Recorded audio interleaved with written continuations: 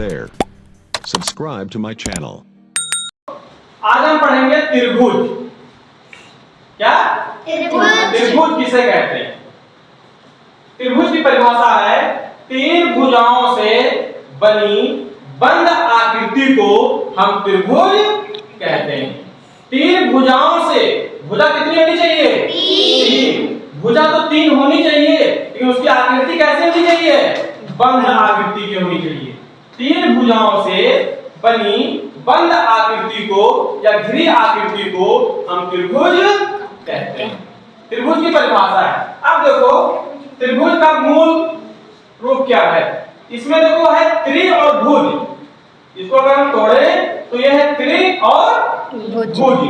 त्रि का मतलब तीन, त्रि का मतलब तीन और भुज का मतलब भुजा। भुजा। जिसके तीन भुजाएं हो, जिसकी तीन भुजाएं हो उसे हम क्या कहते हैं? त्रिभुज कहते हैं। लेकिन तीन भुजाएं तो हो, लेकिन वो कैसी भुज होनी चाहिए? बंद आकृति की होनी चाहिए, उसे हम त्रिभुज कहते हैं। जैसे देखो इसमें कितनी भुजाएं हैं? तीन। देखो एक भुजा, दो भुजा, तीन भुजा। कितनी भुजाएं हैं? तीन भुजाएं। ये क्या है? त्रिभुज है। इसमें देखो आकृति का होगा सर, बंद आकृति क्या है? देखो एक दूसरे से मिली हुई है। देखो ये बंद है, यहाँ से शुरू हुआ, यहाँ से यहीं पे ये देखो बंद है। क्या है? बंद है, नहीं है, तो इसको बंद आकृति कहेंगे। त्रिभुज का आकार कोई भी हो सकता है। देखो त्रिभुज ये भी हो सकती है आपकी, ये भी त्रिभुज, समझ गए? त्रिभुज आपका ए भी है, त्रिभुज आपका ए भी है। तो ये तीन भुजाओं से बनी बंद आकृति को हम त्रिभुज कहते हैं। ये देखो आप कोई कहे सर क्या ये त्रिभुज है? नहीं। नहीं। क्यों? क्योंकि इसमें भुजा तो तीन है, लेकिन इसकी आकृति कैसी है? बंद नहीं है, इसकी आकृति खुली है, इसलिए त्रिभुज नहीं है। इसमें परिभाषा यही है कि आकृति बंद होनी चाहिए।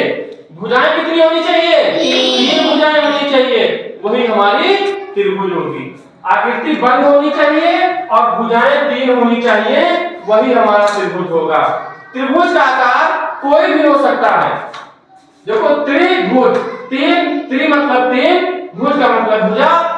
जिसमें तीन भुजाएं हो और बंद आकृति की हो उसे हम त्रिभुज कहते हैं। त्रिभुज कई प्रकार के होते हैं। कोण के आधार पर त्रिभुज तीन प्रकार के और भुजाओं के आधार पर त्रिभुज तीन प्रकार के होते हैं। इसके बाद हम बताएंगे, इतना देख लो। कोण के आधार पर तीन प्रकार के त्रिभुज होते हैं और भुजाओं के आधार पर तीन प्रकार के त्रिभुज होते हैं। ठीक? कितने प्रकार के?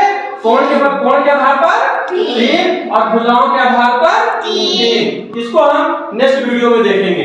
ठीक है? ठीक है। कोई पूछता है कि आप त्रिभुज किसे कहते हैं, तो आप यही बताओगे तीन भुजाओं से बनी बंद आकृति को हम त्रिभुज कहते हैं।